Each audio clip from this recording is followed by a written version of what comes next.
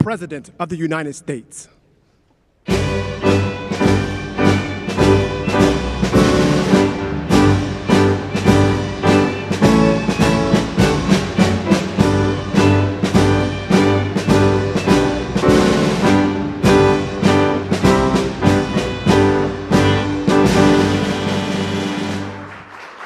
Well, thank you very much.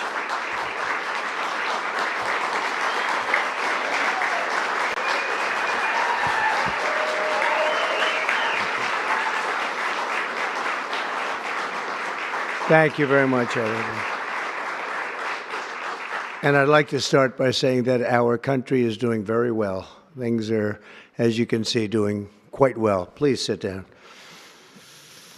Before we begin, I just want to announce that I signed a proclamation a few moments ago honoring the 250th anniversary of Patrick Henry's famous speech to the Second Virginia Convention, in which he declared very well-known, very famous words, "Give me liberty or give me death." Has anyone heard the phrase? I think most of you have.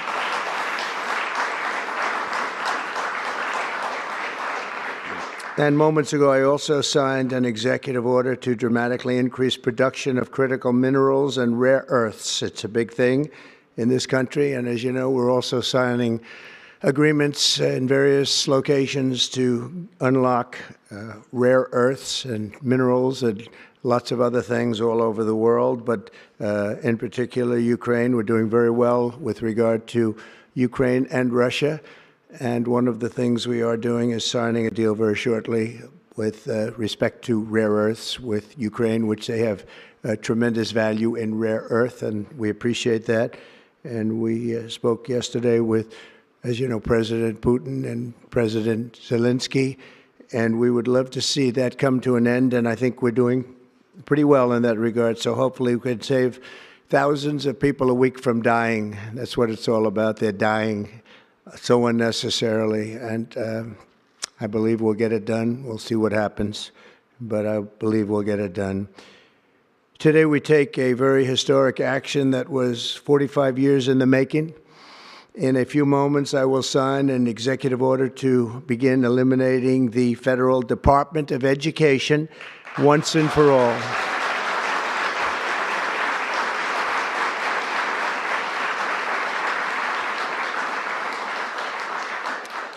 And it sounds strange, doesn't it? Department of Education, we're going to eliminate it. And everybody knows it's right.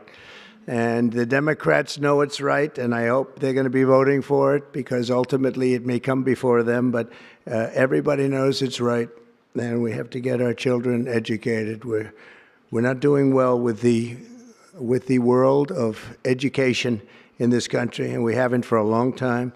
And we're pleased to be joined today by the woman who I chose because she's an extraordinary person. And hopefully she will be our last Secretary of Education, Linda McMahon. Linda, thank you. Thank you very much. That's another interesting statement. It's an interesting opening, right? But it's true, and it's been amazing how popular this has been. I tell people that this is what I'm doing today, and they say, oh, it's about time. Everybody says it. Republicans and Democrats have said it. They're all saying it. Also with us are some terrific people. Governors Greg Abbott. Greg, thank you very much. Governor Ron DeSantis, thank you very much, Ron. Mike Braun, congratulations on your victory, Mike. That was a big one. Mike DeWine, thank you very much, Mike. Jeff Landry. Jeff, thank you very much, Jeff. Bill Lee, thank you. Governors, all governors. Brad Little.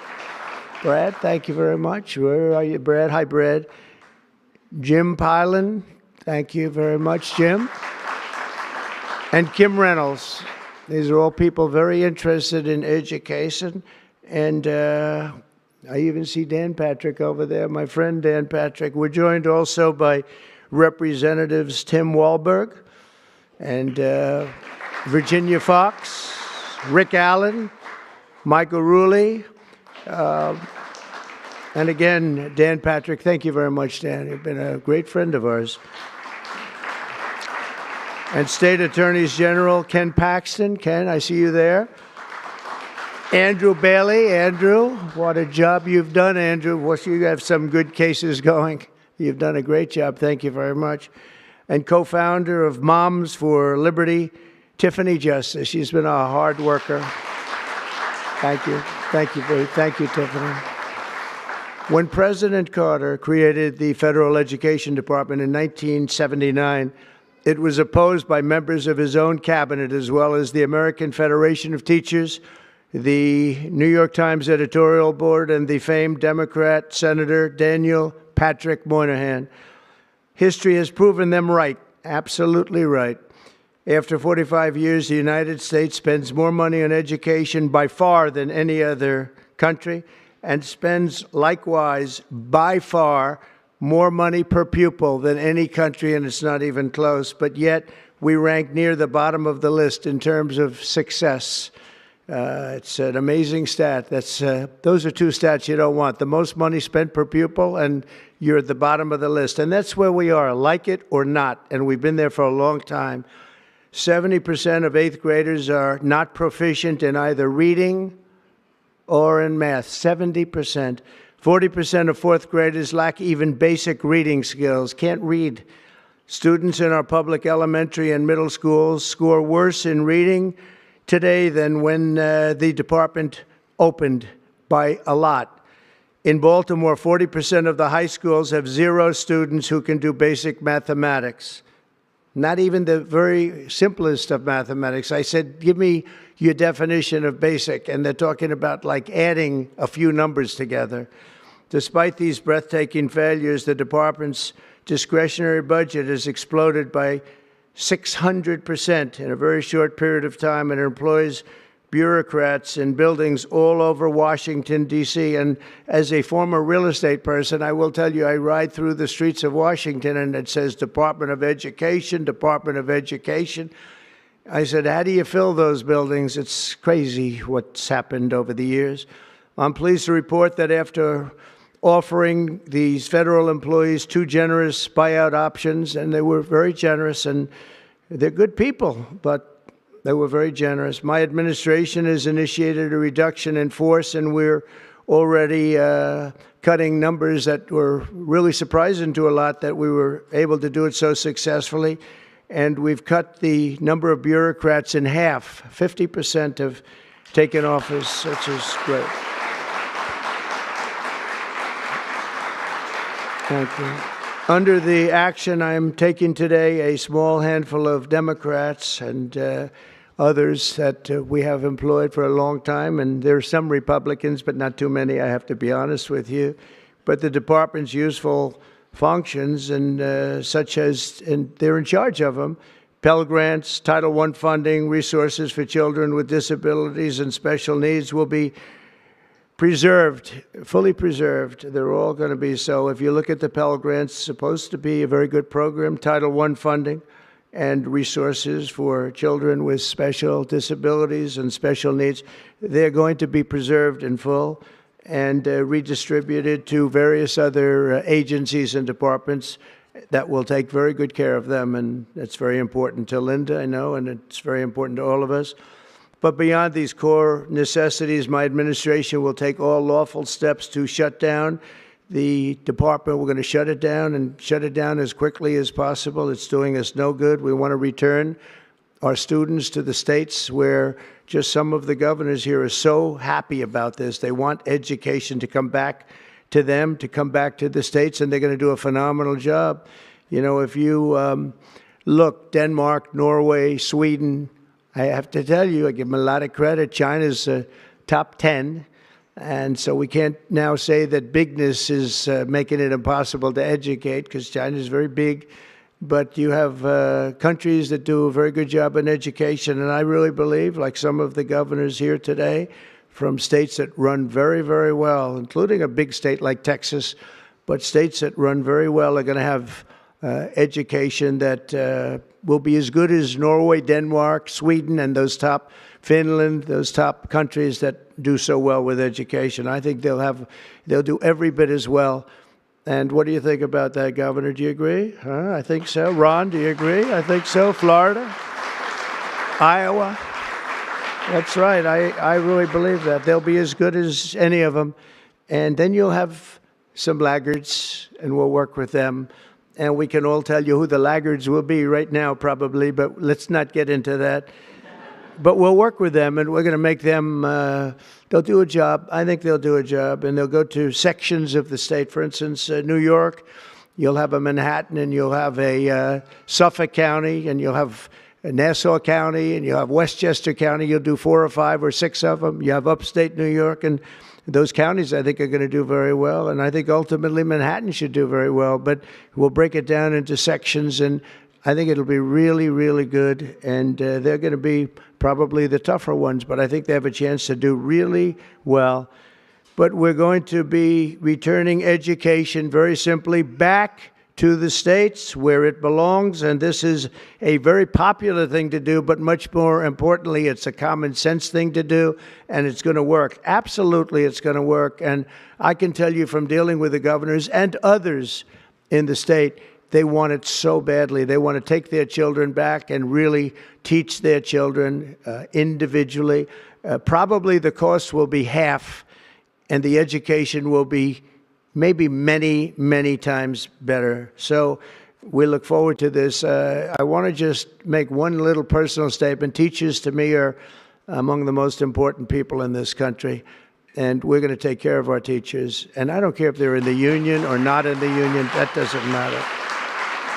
But we're going to take care of our teachers, and I believe the states will take actually better care of them than they are taken care of right now. They'll work all sorts of systems and even merit systems. Those great teachers are going to be maybe a little bit better rewarded, or maybe that's the way it should be, but the states are going to make that decision. But we're going to love and cherish our teachers along with our children, and they're going to work with the parents, and they're going to work with everybody else, and it's going to be an amazing thing to watch, and it's really going to be something special. And Linda, you're presiding over something that's so important, and you're going to do a fantastic job, just like you have your whole life. I know your whole life I've been watching you. I've been watching you for a long time. She's had nothing but success. So it's tremendous to have you, and hopefully you won't be there too long, but we're going to find something else for you, Linda, okay? So this will conclude what we are talking about with respect to our most cherished group of people, and that's our children. We want to have our children well educated. We want them to love going to school. We have examples of it. Look at those beautiful, bright-eyed faces. They are so smart. They're so smart. And with that, I'm going to come down, and we're going to sign a very important document, and we're going to be on our way. People have wanted to do this for many, many years, for many, many decades. And I don't know, no president ever got around to doing it, but I'm getting around to doing it. So thank you very much.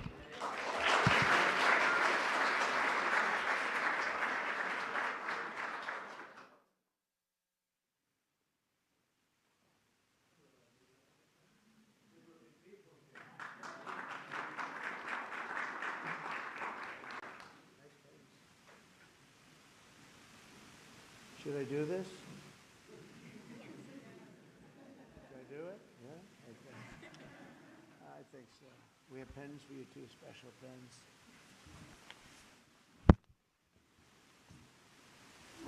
I'll take this one out. I had one that was very lucky. I signed another document that turned out to be very good for the country, and I said, let's use that same pen. I don't know. Is anybody superstitious? Ron, are you superstitious? Let's use that same pen.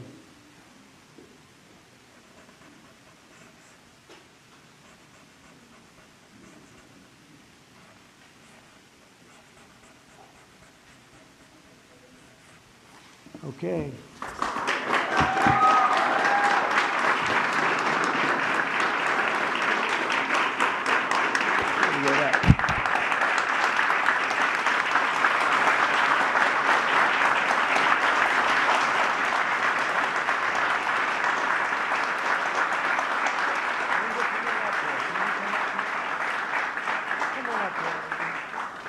Can you